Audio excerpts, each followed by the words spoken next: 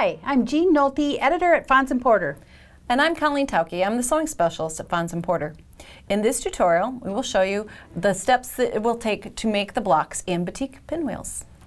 This is a great quilt, and it's really pretty easy, but it looks quite dynamic when you put it together. And the trick is these little corner triangles here. So we're going to start out with 10-inch squares of dark batiks, light batiks, and then a dark brown and a cream to make the blocks. So you can see the light batiks are paired with the brown, and the dark batiks are paired with the cream. So the first thing we're going to do is take one of the light batiks. We're going to make this light block. Background fabrics, yep. They're the light background. And this ruler, and we're going to draw lines from corner to corner. Now what we're doing here is we're going to create 8 triangle squares at one time without having to cut a lot of triangles. I'm not cutting any triangles. Exactly. So the idea is that using our 10-inch squares is very efficient. We're going to have any waste left over. Our sewing can get very precise because we're working with a large square at the beginning. All right, so I'm going to pair this light with a dark batik and put those right sides together. Get them all lined up here, and then we're ready to sew. Because this is a little bit longer, expansive fabric, I'm kind of a pinner. I will put in a few pins just so that we don't have a shift because they already do. We're going to already shift here. So we're going to just nudge everything, line it up nice and neat. And usually we're sitting down to sew and we're worrying about a 1/4 inch seam. And that 1/4 inch seam is usually near a raw edge. In this technique, what we're going to be doing is sewing 1/4 inch from the marking line that we put on our fabric. So as I put this under the presser foot, I'm coming in and I'm going to make just a few stitches, and then I'll show you exactly. You can see here the stitching line is 1/4 inch from my marked line, and that's the edge of my presser foot. Hopefully you can find that comfort zone on your sewing machine also. So you need to know where the 1/4 inch is on your foot and run that along the line that you drew. All the way across. So we're going to stitch on both sides of both diagonal lines. Exactly. So it's 4 rows of stitching.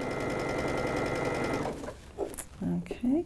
Now you can break thread as you approach the far end, but a little trick that I like to do is to leave the needle in the down position, pick up my presser foot, just jump to the other side of the street, basically, just sew over, pivot again, and this time come back down the other side, and I'll be a 1/4 inch away from the marking line to go back the other direction.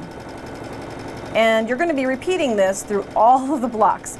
So it's really nice to have that marking line, straight lines all the way across. This is a really accurate method for making triangle squares. It's much more accurate than actually cutting the triangles and putting them together.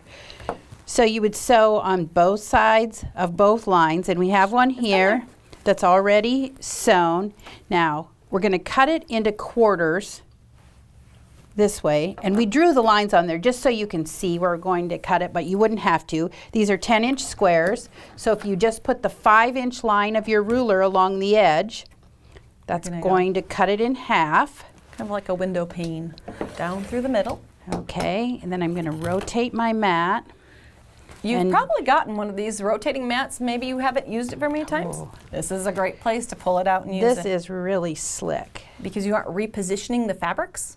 You are taking the entire mat, moving it. If you don't have one of these kind of rotating mats, you can actually just take your cutting mat and rotate it so you don't disturb anything. And then the last thing we're going to do is cut between the lines of stitching on the drawn line.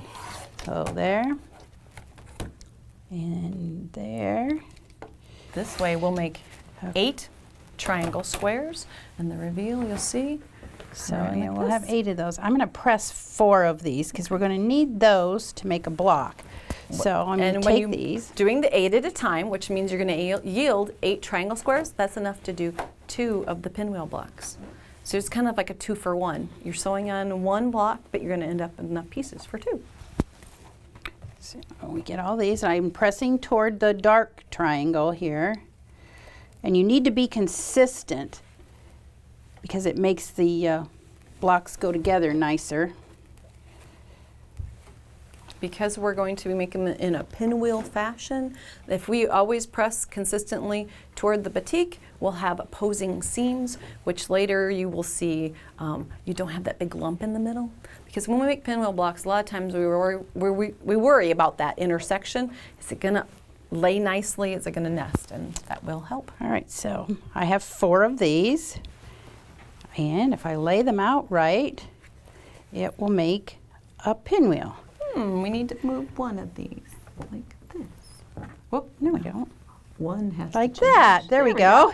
All right, so Always then, double check yourself. then we're going to flip these, and you're going to sew on that side. And these. So what we're going to do is join them into 2 pairs. And I always keep them stacked exactly like we had them laid out, because then when I go to put them together, everything's oriented. Right. So you'll end up with 2 rows, and then you join the rows. And I have one that's already done.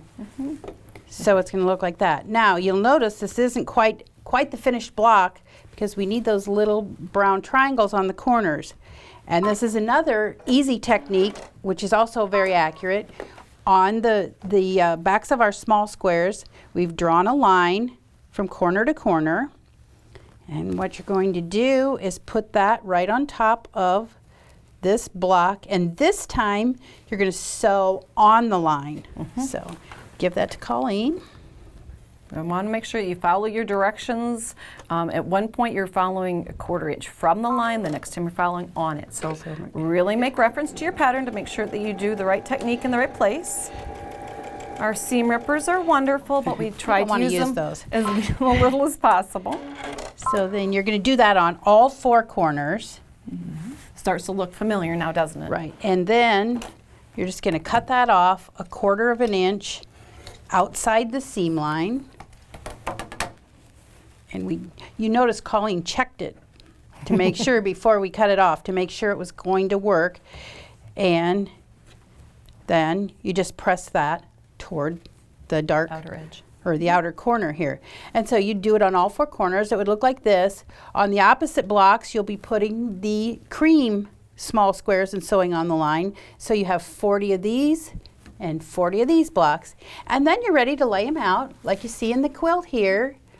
It is 10 rows with 8 blocks in each row, and you just need to be sure that you alternate the light and the dark blocks to get that little hourglass in between the blocks. For more of our videos, visit our website.